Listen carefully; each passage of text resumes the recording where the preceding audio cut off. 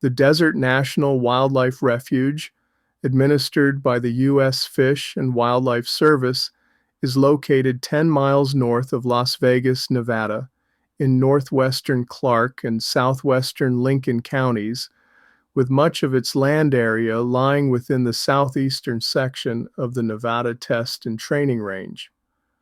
Both the Sheep Range and the Las Vegas Range were established as the Vegas National Forest in 1907, only to lose Forest Service status in 1918.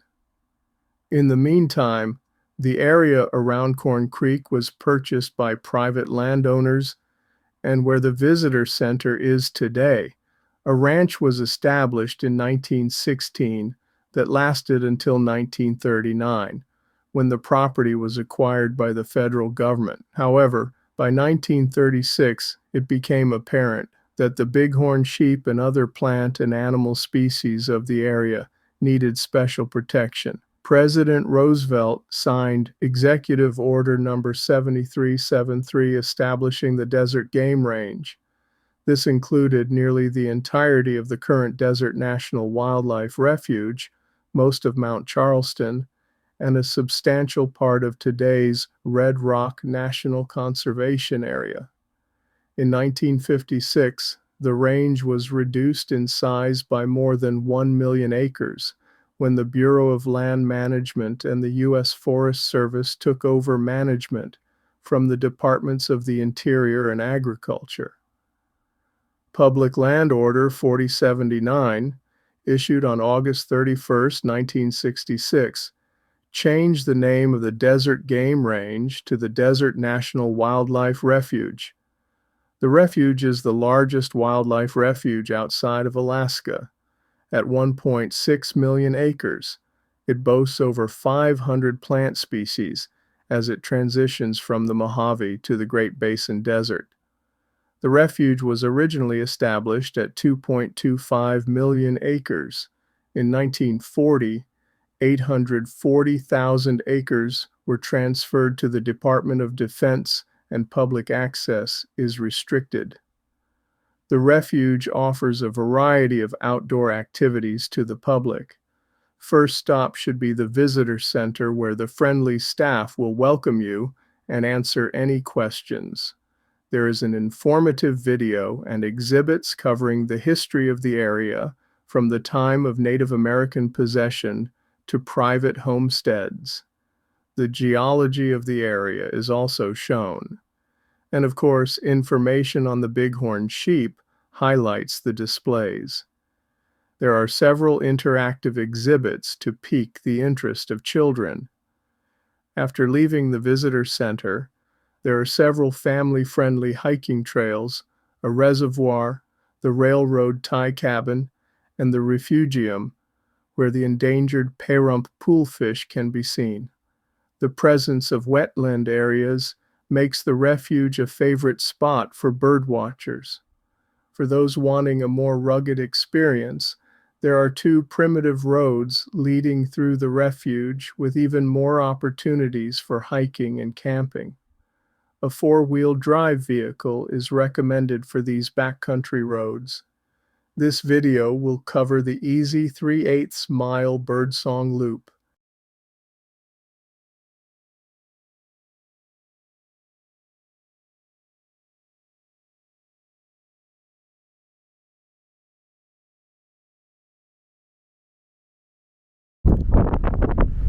This is the Birdsong Loop at the Desert National Wildlife Refuge.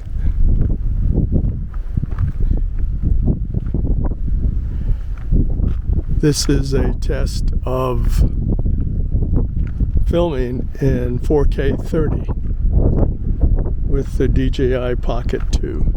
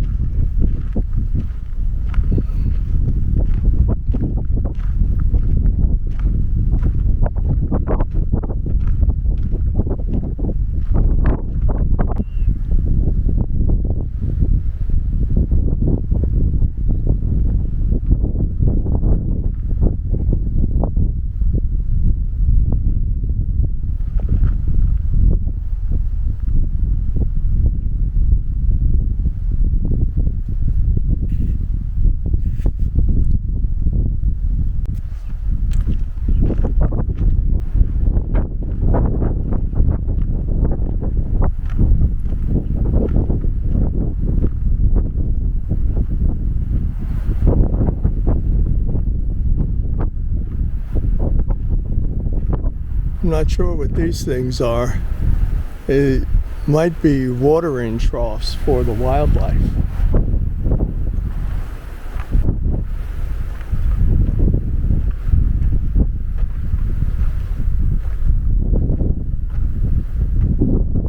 So it appears that the Birdsong Trail goes this way.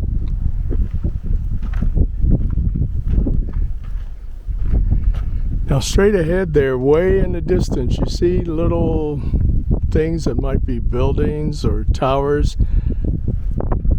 That's the training area for Creech Air Force Base.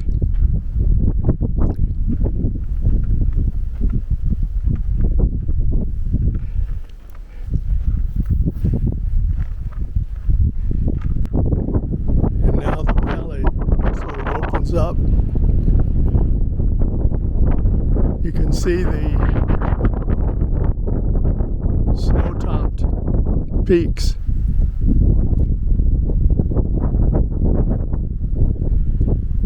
And right here, Mummy Mountain. So called because it looks like a mummy lying down with the head towards the right and the feet to the left. So that's a higher elevation than we're in now, obviously. The green trees through there just to the left of that sand pile is the little town or whatever of Corn Creek, which originally was a watering stop for the Tonopah Railroad that went through the valley.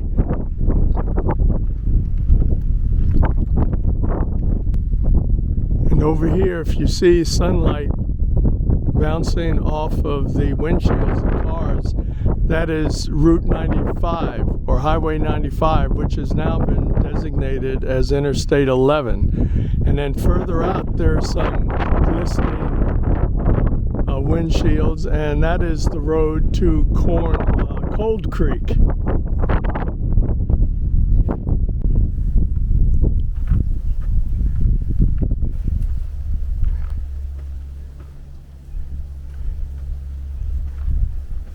So the trail starts to curve back towards the visitor center.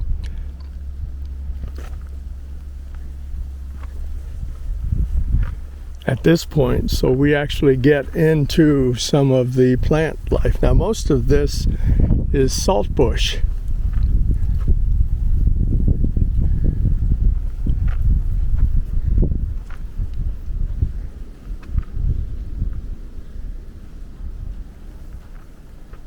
Which characteristically looks like this.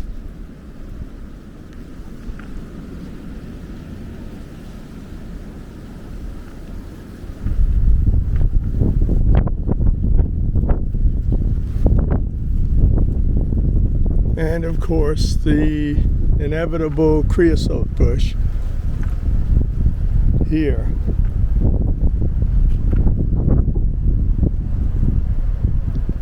That looks like a cottonwood tree over there.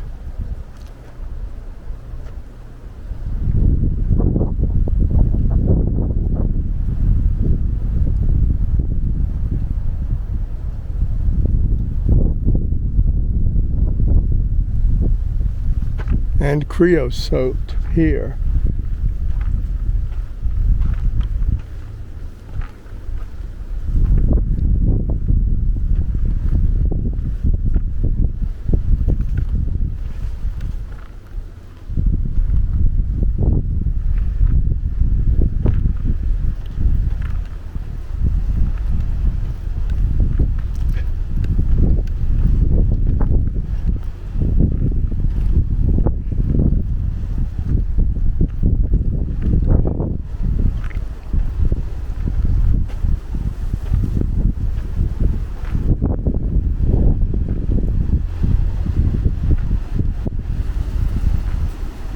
This must be the trail. I assume they're going to refurbish this board across the wash here, with some treated lumber. This is what is here now. So hopefully it won't break as we go across.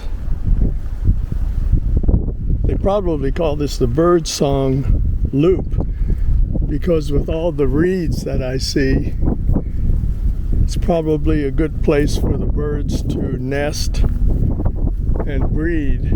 So for the bird watchers, this gives them a chance to see all of this.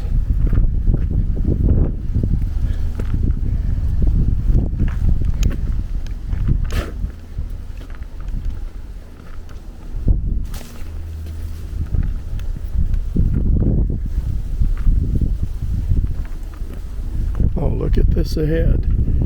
I've never been on this trail before, so this is all new to me. Of course, this is the best time to be out here. And again, they seem to be refurbishing things here. Obviously, this will be a step. And they left their tools here and the spikes. And they're redoing the steps here. These all look pretty new.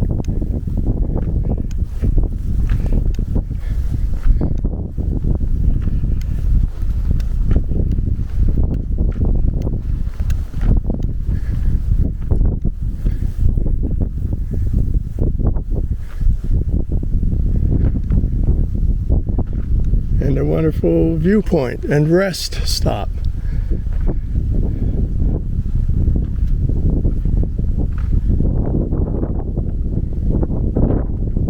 In that direction is the old Alamo Road, which goes all the way over to the town of Alamo on the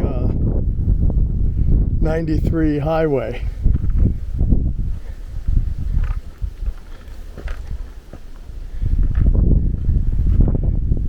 So let's pan this valley view.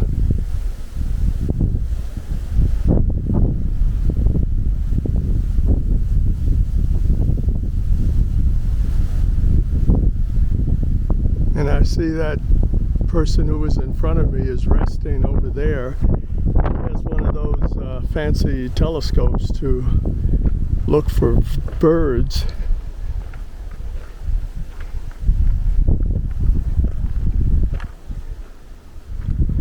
And you can see we were over there by that warehouse.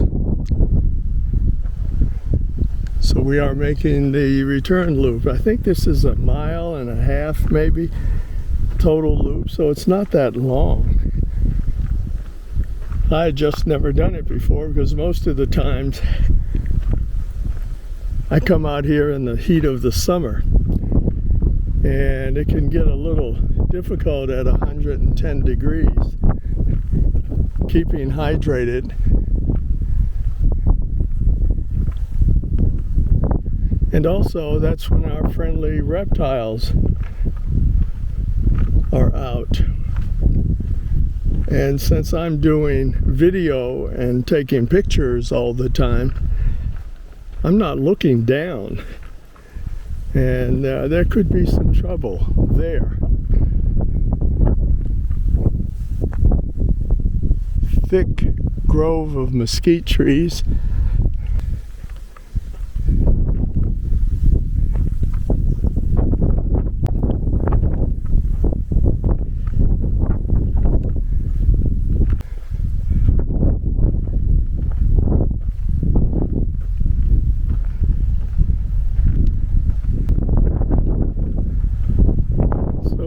Viewpoint.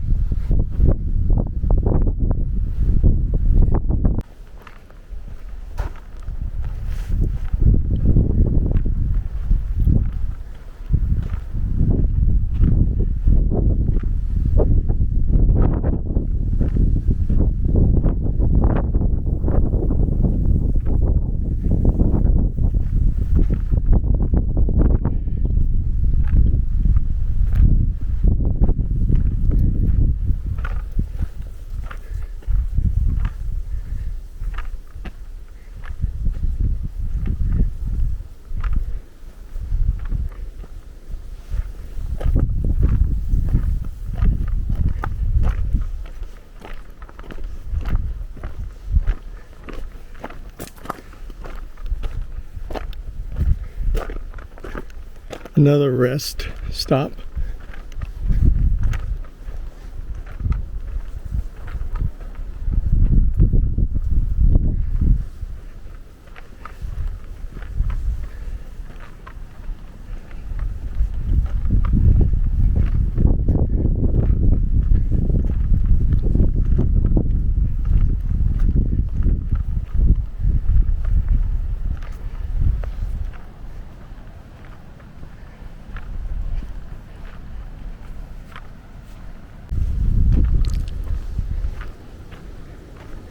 So the Birdsong Loop wasn't too bad.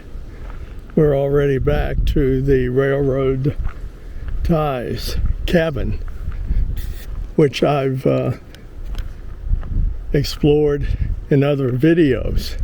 So you can take a look at those and get an idea of the history of this cabin, who it belonged to, what it's made of, and a view inside of the cabin. Is closed today, but sometimes on the weekends they have a park interpreter up here to show you the inside of the cabin.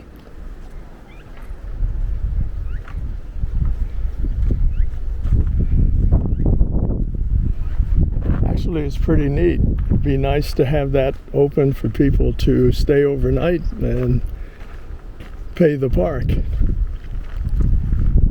So this loops back to the,